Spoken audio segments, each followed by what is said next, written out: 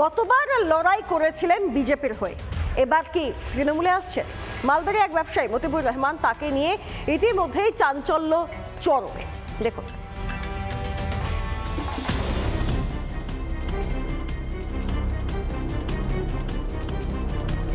একদিকে স্থানীয় বিধায়ক তথা মন্ত্রী তাজমুল হোসেন, অন্যদিকে জেলা পরিষদের তৃণমূল সদস্য বুলবুল খান।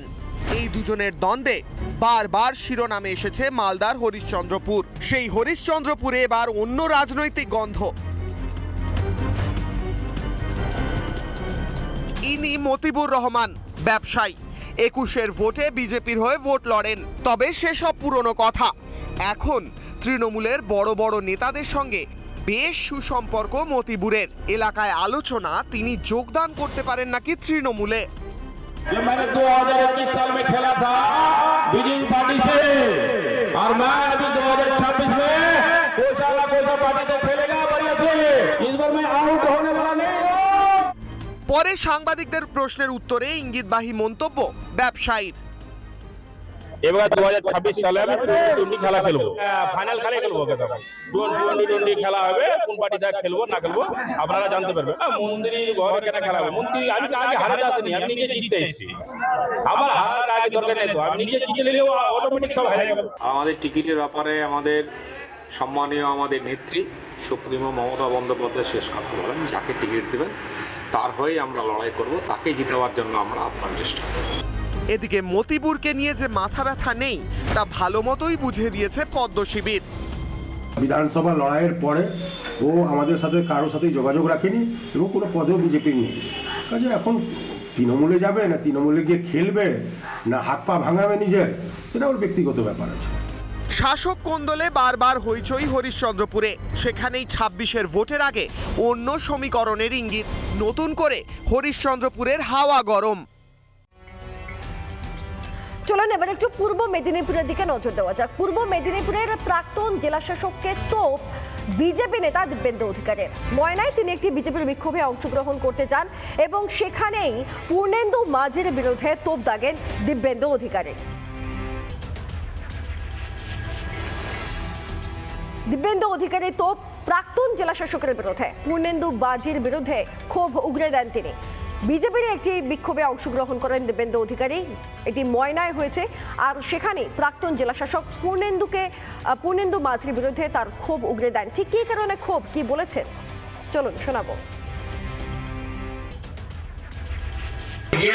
জেলা শাসক ছিল, সে জেলা শাসক নন, তিনি তৃণমূল কংগ্রেসের জেলা সভাপতি ছিলেন। আমি 26-এর নির্বাচনে ও তৃণমূল কংগ্রেসের প্রতীকে এই জেলার কোন একটা আসন থেকে নির্বাচন লড়বে, সেই লোক লালসায় দিচ্ছে। জেলা শাসককে ওরা বলবে, প্রশাসনকে ওরা বলবে, ওদের তো একটা অভ্যাস আছে, তাদেরকে বলতে হবে, তারা বলছে, তাদের কালচার এটাই। তারা এইভাবে বলে যে সরকারে আসার জন্য তারা মরিয়া হয়ে আছে, কিন্তু মানুষ তো তাদের পাশে নেই। আমরা কোনো এইভাবে প্রশাসনকে চালিত করিনি, ওদের অভ্যাস আছে, ওরা করে অন্যান্য রাজ্যতে, যার জন্য এখানে পশ্চিমবাংলার প্রশাসনকেও এইভাবে বলছে। মহিলাদের ক্ষোভের মুখে পড়েছেন শতাব্দী রায়। কেন? শীতের শুরু হয়ে গিয়েছে কিন্তু জলের সমস্যা মেটেনি। আর কতদিন এই সমস্যা নিয়ে থাকতে হবে প্রশ্ন করলেন শিউরে বিধানসভার অন্তর্গত বাঁশঝুড়া গ্রামের মহিলারা খোদ সাংসদ শতাব্দী রায়কে। ক্ষোভের মুখে শতাব্দী রায় PHEর আধিকারিকদের সঙ্গে ফোনে কথা বলেন, তারপর এই ডিসেম্বরের মধ্যেই সমস্যা সমাধানের আশ্বাস দেন। কিন্তু ফের একবার আশ্বাসও কি পূরণ হবে প্রশ্ন করছেন এলাকাবাসীরা।